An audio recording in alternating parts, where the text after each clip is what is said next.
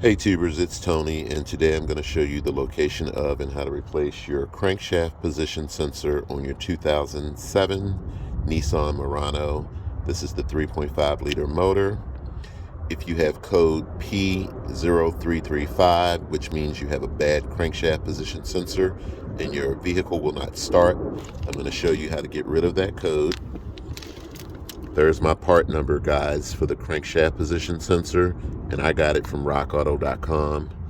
It was about 20 bucks versus maybe like $80 or $90 at the local dealership, or whatever it is they charge at the local dealership. One of the first things you'll need to do to access the crankshaft position sensor, and it's located on the front of the engine, like right down there. So there's your protective cover. It's right down in there, and I'll show you where it is. The crankshaft position sensor is retained by a 10 millimeter bolt. But one of the first things you want to do is disconnect the black or negative cable from your battery. This will keep you from potentially shorting out other fuses or doing harmful damage to your vehicle's computer. The next thing you want to do is jack the driver's side of the vehicle up and place it securely on a jack stand. And then we can go beneath the vehicle and I'll show you where the crankshaft position sensor is. Okay guys, there is the crankshaft position sensor. It is retained by a 10 millimeter bolt, and it has a little electrical, let's see if I can get that, electrical connector tab that you basically just push down, and then you can pull the electrical connector away from the sensor, and then you want to remove your 10 millimeter retainer bolt. I'm going to need both hands for this, guys, and I'll be right back. Okay guys, I got the 10 millimeter retainer bolt out. I just want to show you how the electrical connector is. You can either push this down with your hand, or you can take like a pair of needle nose pliers and gently push down on that tab right there while pulling the electrical connector away from the crankshaft position sensor. Let's see. So you'll notice that the crankshaft position sensor is starting to come loose. Okay, so what I typically do after that, guys, hold tight. Okay guys, it's always a good idea to have a set of these pry bars on hand. You can find them at Harbor Freight. They come 4 in a set for a modest fee. And what I typically do is I'll take the smallest pry bar, put it up behind the crankshaft position sensor, and I'll pry it out.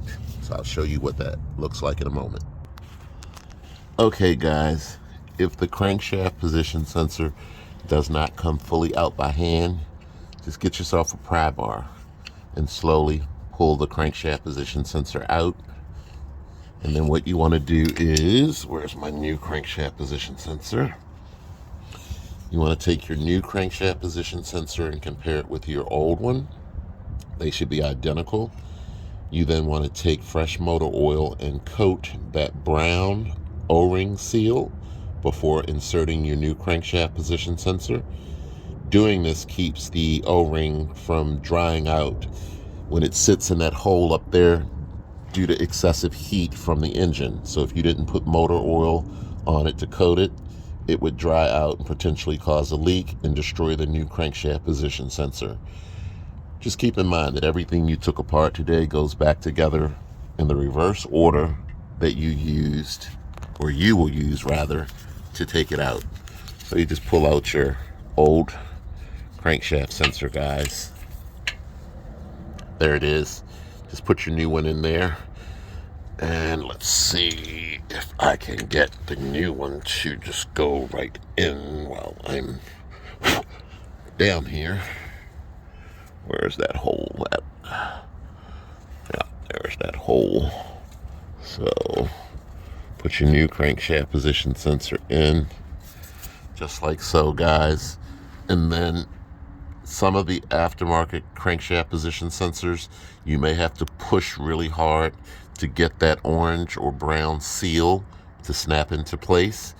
If you find it difficult, what I typically do is I'll push this in as far as I possibly can, and then I'll thread the bolt until it catches a little bit, and I'll slowly turn that bolt and use the bolt to pull the crankshaft position in until it's seated.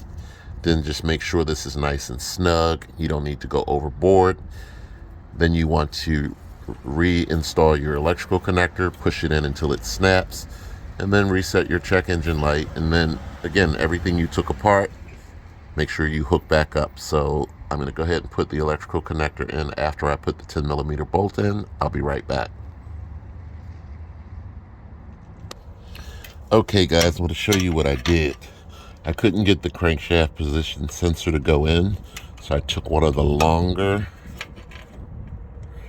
pry bars, just like so, and I put it up against the sensor, and I used it like right down in here to pull the sensor all the way in. And now all I have to do is put the bolt in, bolt that down, and put the electrical connector back on. So let me do that. I just wanted to show you that. It's kind of tough down here on your back, guys, and especially when you have to hold a camera in your hand. I'll be right back. Okay guys, there is my new crankshaft position sensor. It's bolted down nice and snug. The electrical connector is in. When you push it in, you want to make sure that it clicks. Do a dummy check and make sure that it's on there securely. You may also need a 10mm wrench, guys, to actually break that bolt loose. It works better than a 10mm socket and a ratchet, so I can get the wrench up in there much better. Just remember to take your time with this, guys. Again, once you insert your new crankshaft position sensor, you want to hook the battery up. Go ahead and start the vehicle. If the check engine light is still on, then you need to reset your check engine light with the scan tool, and then you should be good to go. So I'm going to go ahead and start the vehicle and see what we got, guys. So hold tight. Okay guys, I reconnected the battery cable, and now I'm going to go start the vehicle in the moment of test, or moment of truth. So let's go ahead and start this monster up. Voila, success. And that's how you replace your crankshaft position sensor on your 2007 Nissan Murano, the 3.5 liter motor. It should actually be the same on any of the Muranos that you currently drive, guys. I hope this video has been beneficial and helpful to you. And remember, everything you take apart goes back together in the reverse order that you use to take it apart. If you're not sure about what you're doing, snap a photograph of things before you take them apart. Take care, guys, and catch you next time.